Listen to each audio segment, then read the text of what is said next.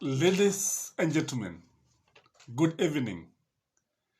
I hope you had a good day. I had a good day, and we were actually trying to follow what is happening. So a number of people have asked me to analyze what people expect now that the judges have retreated to their chambers to come up with the judgment on Monday. What are people expecting? What is in people's mind, especially the minds of Kenyans and even the foreigners? This question is actually being asked by most people who are in the diaspora, those who are in America, those who are in Britain, those who are in Sweden, because this channel has followers all over the world. So for our viewers, Kenyans, we know what we are expecting. So if you are joining this channel for the first time, this is Geshes Kaiman, the tallest man in Black Africa. Welcome to our today's show. So, people, a number of Kenyans expect that these elections will be nullified. They expect nullification. Reason? They are saying that kulingana na ushahidi ambao walisikiliza pale, kulingana na yale ambao walijionea wao wenyewe, kusema kweli, shit will always smell. No matter how small. Shit will always smell no matter the amount. Kwa hivyo ndivyo wanavyosema. Kwa these elections is now like shit and it has to be nullified. So that's what people are expecting. And that is the majority of Kenyans, especially who are those people who have been supporting Raila Amolo Odinga. Another expectations of Kenyans is that they expect the Supreme Court to declare Raila Amolo Odinga the president. Wanasema kwamba ushahidi unaonyesha kwamba alishinda. Wanasema kwamba according to what was happening, kusema kweli he should be declared the president kwa sababu there was massive rigging. According to the evidence that was adduced in court, kulingana na watu wanatarajia kwamba koti inaweza kumtangaza mshindi. But if you ask me, I will say that this may be difficult because you see Raila Amolo Odinga and Martha Karua being the first and second petitioners, wanasema kwamba uchaguzi huu ulikuwa na wizi mwingi sana wa kura. It was rigged. So the court cannot declare them the president and the deputy president elect if the election was marred with irregularities. But there are some people who are expecting this, and that is my take. The other people, another group of people are expecting that RUTO's win will be upheld by the Supreme Court. This is a possibility, but chances are slim, kwa sababu kama unavyojua utaona kwamba ule ukisikiliza vile majaji walivyokuwa wakisema, especially during the closing remarks, it's like they were saying that the constitution must be followed to the letter, and everything, democracy must be seen to grow and prosper in the country. Na ukiangalia utaona kwamba the will of the people, because if you read the Kenyan constitution, the supremacy of the people is the first thing when in the preamble of the constitution. In fact, it starts as we, the people. So all power belongs to the people. So when the people votes and you try to say or try to interfere with the elections, then it is very hard for you to be declared the winner, because RUTO is one person who is coming out as tainted in this whole saga. Another group of people are expecting that Wafula Chebukati will be barred from holding any public office. And if you ask me, I would say Wafula Chebukati is like a person who sells egg and start a war in the market. Na sasa this is what he did. He started war, na anajua vizuri sana yeye mwenyewe ni muuzaji. Anauza nini? Anauza mayai, kisha anaanza vita kule sokoni. And all the eggs were broken. He will come out as somebody who is who should not hold any public office. Now, when you look at the judges, they couldn't understand how this man could actually go ahead and declare William Samoei Ruto the president. So those are the dogs that are barking, here to nyumbani at this time. And That's why you hear some of our dogs here barking and trying to keep me company. You know, everybody has slept, and I'm just alone here trying to add 1, 2, 3.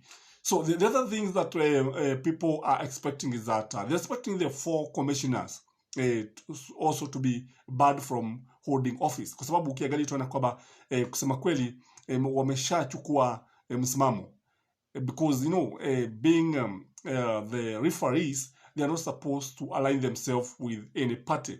Lakini ukiangalia utaona kwamba yes, there's some people who are saying that rejecting the results is not saying that they are supporting Azimio. And if asked me, I would say yes. But if you listen to the judges, ni kama kwamba walikuwa wanaona kwamba wameshachukua msimamo na ni jambo ambalo halifai. So a ref should not take a side. Because there's some people who are expecting this, especially RUTO diehards. Hivyo baadhi yao wanatarajia. Another expectation is that there's some people who know after the nullification, you know, Mother Karua and Raila must go back to the field, and they should start hunting. And I think some people, you know, some people were asking, where was the state when all these things were happening? Why did they stop this rigging? Why did they allow the Venezuelan guy and did not stop? Because you see, sio ukiangalia tunaona kwamba serikali ilikuwa inajua chochote ambacho kilikuwa kinaendelea. So here, some people are saying that, you know, Mother Karua is somebody who doesn't like playing the dirty tricks in politics. And it is high time that people are saying that Mother Karua and Raila Amolo Odinga should also play a hardball. They should play hardball. They should be kwa sababu ukiangalia tunaona kwamba RUTO is somebody who is playing hardball and doesn't care. And it's not easy actually when it comes to fighting a war, a political with William Samoei Ruto, especially if you are playing a clean game. And this is how these guys lost. Because you see, as we have always said, that you cannot expect a virgin in a maternity ward. How? It is not possible. So Mother Karua should be told that politics is just a matter of playing it. It's a dirty game, and you should not always expect people to play softball. Kwa hivyo ndivyo watu wanatarajia. Kwa hivyo wanatarajia in case the election will be repeated, in case there will be a runoff, they expect Mother Karua to hit hard without fearing anything, without kwa sababu ukiangalia tunaona kwamba ukiangalia vile Ruto was attacking even the president, the way he was attacking Raila Amolo Odinga. And some people, you see, some people enjoy this, and this is how he was able to win the votes of the youth. Kwa hivyo ndivyo watu wanatarajia. Something else that people are expecting is that, especially America, America is expecting, sorry for this, America is expecting people to riot. In fact, there was an advisory that on Monday that Americans should keep off Kisumu city. And if you ask me, I would say this is madness. In fact, Kenya is safe. Hakuna mahali ambapo kuna amani katika bara la Afrika more than Kenya. In fact, in spite of what is happening here, utapata kwamba Wakenya wana amani. There's a lot of peace and tranquility. You can travel anywhere, anytime. Hakuna mtu atakuuliza. And I think some cities in US are more dangerous than in Kenya. Because you see, in some cities, tunaona kule Marekani, especially the blacks, tunaona vile ambavyo wengine wanateswa wakibaguliwa. And I don't know why America have always thought that Africans are always at war. And these people have very little knowledge about Africa and Kenya in general.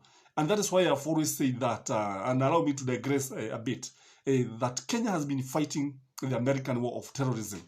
And Kenya have no problem with the Somalis.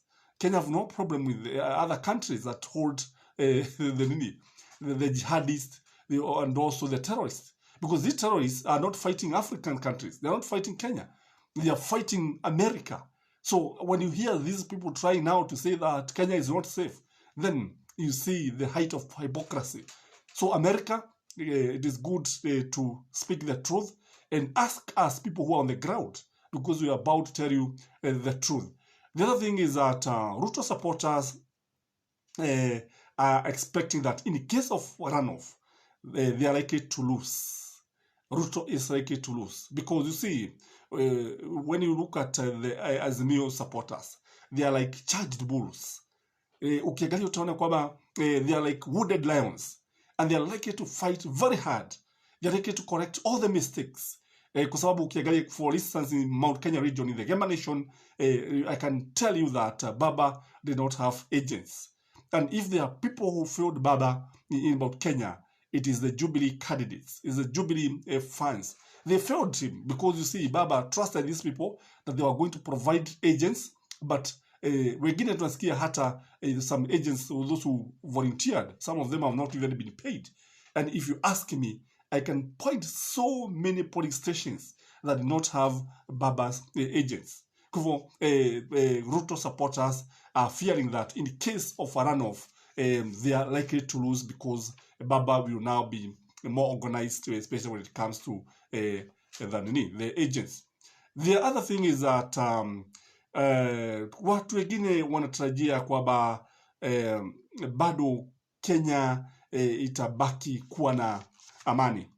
The majority of Kenyans, whatever the case, the good thing is that I think we have matured when it comes to democracy, kwa sababu watu wengi wanasema na liwe liwalo hawataki kupigana, hawezi kupigana, because most people have coming to realize that in this country there are only two tribes, the rich and the poor, and that is why Raila Amolo Odinga, RUTO, Uhuru Kenyatta, Kalonzo Musyoka and others speak one language, the language of money.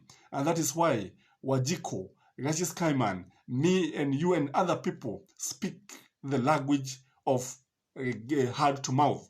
Because most of us actually live from hand to mouth.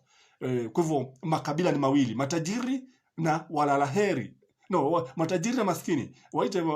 Call them walalaheri na walalahoi. Kwa hivyo this is the reality. Kwa sababu wanafurahi kwa wakati ambapo watu wanazozana. So Kenyans, let us remain peaceful, whatever the outcome. The case, the judgment will be read on Monday, and let us hope that kila mtu atakuwa na nafasi yake ya kuendeleza nchi hii, tuijenge nchi. Kenya ni nchi ambayo ni ajabu sana, because utapata watu wakitaka kuendelea na maisha, utapata watu wakitaka kujua kile kinaendelea. And by the way, we are very grateful for the way you have been supporting us. We shall continue. There's some people who are asking us where you are getting the energy to do this. I'm telling you that we need this country. Me and you need this country, and we should do everything, especially to slay the dragon of corruption and drugs in this country. Because you see, if we don't do this, we are actually losing this country. So that is my take. This is Gashis Kaiman, the tallest man in Black Africa. May you have a lovely evening. Good night. Bye-bye.